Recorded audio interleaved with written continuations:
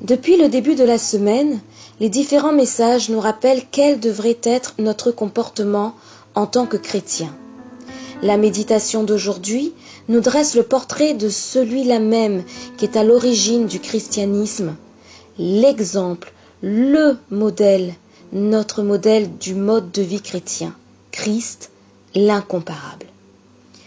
Bonjour ou bonsoir, je me fais l'interprète d'Engel Manuel Rodriguez, qui est l'auteur de cette méditation. Il nous invite à prendre le premier texte, 1 Jean 2, verset 6, qui dit « Celui qui dit qu'il demeure en lui doit marcher aussi comme il a marché lui-même. » Ainsi, selon Jean, les chrétiens sont ceux qui demeurent en Christ, c'est-à-dire qui sont unis à lui. Et cela consiste à marcher quotidiennement avec le Seigneur. Pour demeurer en Jésus, les croyants sont appelés à vivre comme Christ a vécu.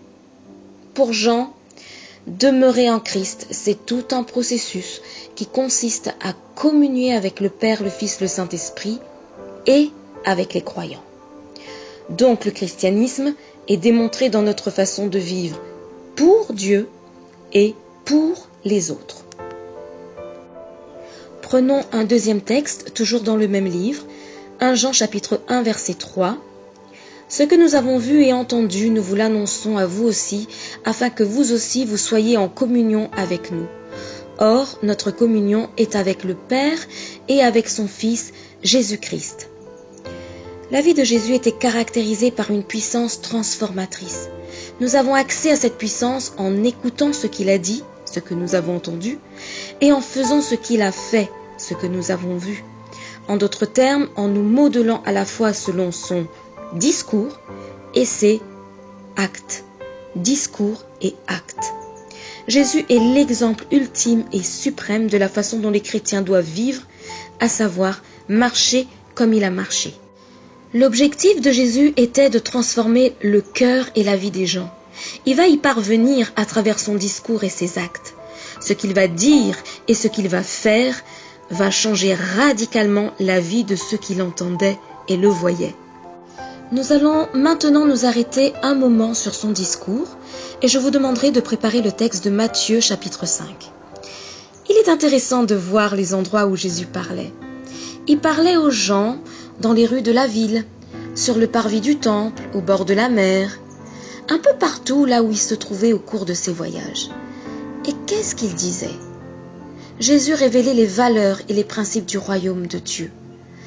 À travers lui, la voix de Dieu se faisait de nouveau entendre sur cette planète déchue, instruisant l'humanité et donnant une nouvelle signification à ce que le peuple d'Israël entendait dans l'Ancien Testament. Dans le Sermon sur la montagne, Jésus donne une description du mode de vie de ceux qui le suivent et qui désirent manifester au monde leur identité chrétienne. Dans ce sermon, Jésus a condamné le meurtre, en particulier lorsqu'il résulte d'une parole de colère. Matthieu 5, versets 21 et 22. « Vous avez entendu qu'il a été dit aux anciens, tu ne tueras point, celui qui tuera est passible de jugement. Mais moi je vous dis que quiconque se met en colère contre son frère est passible de jugement. Que celui qui dira à son frère « Raka » mérite d'être puni par le Sanhédrin, et que celui qui lui dira « Insensé » mérite d'être puni par le feu de la géhenne. Il a souligné l'importance de vivre en paix avec les autres. Versets 23 et 24. « Si donc tu présentes ton offrande à l'autel et que là tu te souviennes que ton frère a quelque chose contre toi, laisse là ton offrande devant l'autel et va d'abord te réconcilier avec ton frère, puis viens présenter ton offrande. » Il a affirmé que l'adultère ne se produit pas seulement par l'acte lui-même, mais aussi dans l'esprit de ceux qui entretiennent des pensées lascives. Versets 27-28, vous avez appris qu'il a été dit « Tu ne commettras point d'adultère. Mais moi je vous dis que quiconque regarde une femme pour la convoiter a déjà commis un adultère avec elle dans son cœur. » Pour les contemporains de Jésus, les défis que pose Internet aujourd'hui étaient inimaginables. Verset 29. Si ton œil droit est pour toi une occasion de chute, arrache-le et jette-le loin de toi, car il est avantageux pour toi qu'un seul de tes membres périsse et que ton corps entier ne soit pas jeté dans la géhenne. Jésus a réaffirmé le mariage et a rappelé à ses auditeurs que le divorce a son propre lot de complications. versets 31 et 32, il a été dit que celui qui répudie sa femme lui donne une lettre de divorce. Mais moi je vous dis que celui qui répudie sa femme, sauf pour cause d'infidélité, l'expose à devenir adultère, et que celui qui épouse une femme répudiée commet un adultère. Jésus a parlé de la justice. Il a montré combien la générosité est préférable aux représailles. Verset 39. Mais moi je vous dis de ne pas résister aux méchants. Si quelqu'un te frappe sur la joue droite, présente-lui aussi l'autre.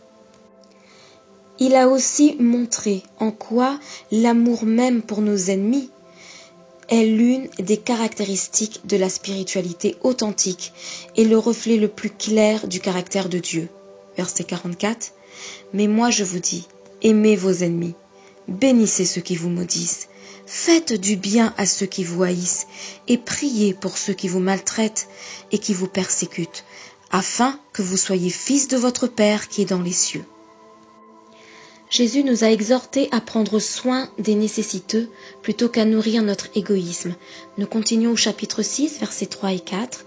Mais quand tu fais l'aumône, que ta main gauche ne sache pas ce que fait ta droite, afin que ton aumône se fasse en secret, et ton Père qui voit dans le secret te le rendra. Il a rappelé à ses disciples que le vrai trésor est conservé dans le ciel. Versets 19-20. Ne vous amassez pas des trésors sur la terre où la teigne et la rouille détruisent et où les voleurs percent et dérobent, mais amassez-vous des trésors dans le ciel où la teigne et la rouille ne détruisent point et où les voleurs ne percent ni ne dérobent. Il a rappelé également que la qualité de notre vie spirituelle ne consiste pas en biens matériels. Si nous cherchons le Seigneur et son royaume, nos besoins spirituels, émotionnels et matériels les plus essentiels seront satisfaits. Verset 33. Cherchez premièrement le royaume et la justice de Dieu, et toutes ces choses vous seront données par-dessus. À cette époque de dépression et d'anxiété, accrochons-nous à l'amour de Dieu pour nous et soyons assurés qu'il peut satisfaire nos besoins les plus profonds. Lorsque nous sommes tentés de juger les autres sur la base de leurs imperfections, Jésus nous demande de nous arrêter et de reconnaître que notre tâche première consiste à remédier à nos propres imperfections. On poursuit dans le chapitre 7, versets 4 et 5. « Comment peux-tu dire à ton frère, laisse-moi ôter une paille de ton œil, toi qui as une poutre dans le tien, hypocrite. Ôte premièrement la poutre de ton œil, et alors tu verras comment ôter la paille de l'œil de ton frère. » Les enseignements de Jésus sont conçus pour donner un sens à notre vie, pour la rendre agréable et efficace dans le service envers autrui. L'amour est au cœur même des valeurs du royaume de Dieu. L'amour pour lui n'est pas seulement un autre commandement, mais aussi ce qui cimente notre vie spirituelle. L'amour pour Dieu forme la base de notre conformité à la loi. L'amour les uns pour les autres s'exprime non seulement envers ceux que nous aimons, mais aussi envers nos ennemis. Voilà pour le discours. Voyons maintenant les actes. Selon la Bible, le caractère et l'identité se manifestent par nos actes. L'identité de Jésus n'était ni cachée ni inaccessible. Il s'est fait homme pour révéler son identité divine par ses actes. Lorsque Jean-Baptiste se retrouva en prison, il envoya des messagers demander à Jésus s'il était vraiment le Messie. Jésus se révéla lui-même aux disciples de Jean-Baptiste, non seulement par ce qu'ils entendaient de lui, mais particulièrement par ce qu'il faisait. Et je vous invite à mettre pause pour pouvoir lire ce passage dans Matthieu 11, versets 1 à 6. Ce sont les actions d'un individu qui révèlent son caractère. Jésus mangeait avec les collecteurs d'impôts et les pécheurs, manifestant ainsi une compassion toute divine. Et voilà ce qu'il va répondre alors qu'on lui reprochera de se mêler à des gens de mauvaise vie. Matthieu, chapitre 9, verset 12. Jésus, les ayant entendus, leur dit « Ce ne sont pas ceux qui se portent bien qui ont besoin de médecins, mais les malades. » Il vivait une vie de soumission totale à la volonté de son Père et renforçait cette relation en communiant avec lui par la prière et par sa connaissance des Écritures. Jean 5, verset 19. En vérité, je vous le dis, le Fils ne peut rien faire de lui-même. Il ne fait que ce qu'il voit faire au Père, et tout ce que le Père fait, le Fils aussi le fait pareillement. Luc chapitre 4 verset 16 nous montre que Jésus gardait le sabbat.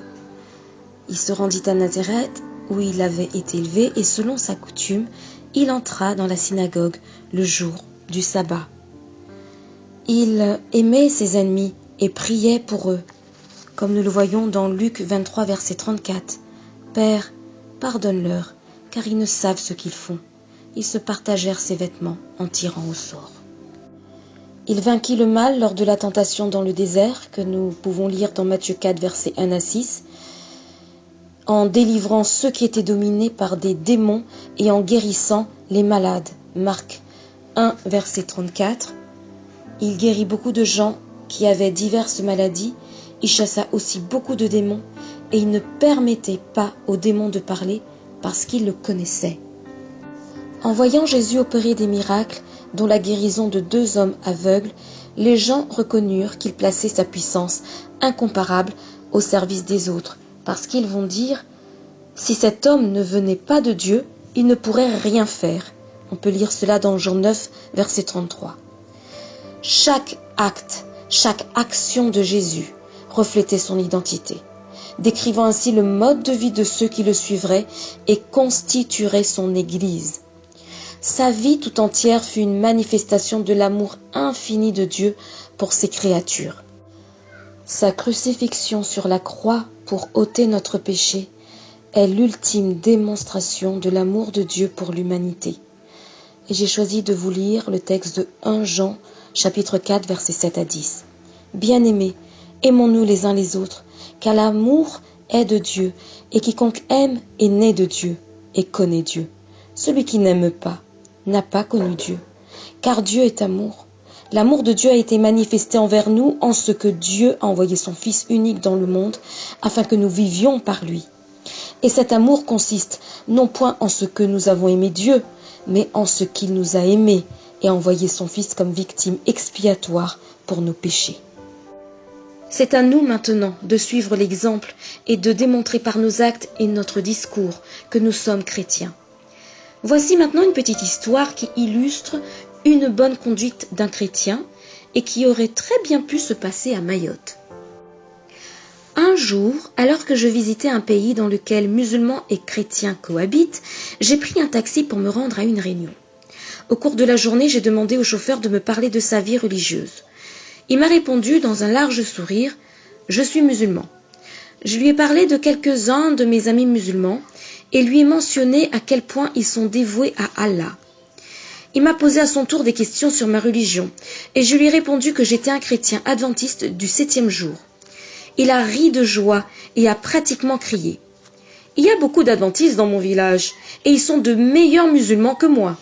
Ils se rendent à leur mosquée plusieurs fois par semaine et passent les samedis à rendre un culte à Dieu et à faire de bonnes œuvres. Ce sont des gens pieux qui prient plus de 3 fois par jour. Et en plus, ils ne mangent pas de porc et ne boivent pas d'alcool. Alors voilà, les gens nous connaissent d'abord par notre façon de vivre, puis par ce que nous enseignons. La religion de Jésus n'est pas intellectuelle, n'est pas seulement de la théologie, mais c'est une vérité vivante, qui prend possession de la personne tout entière.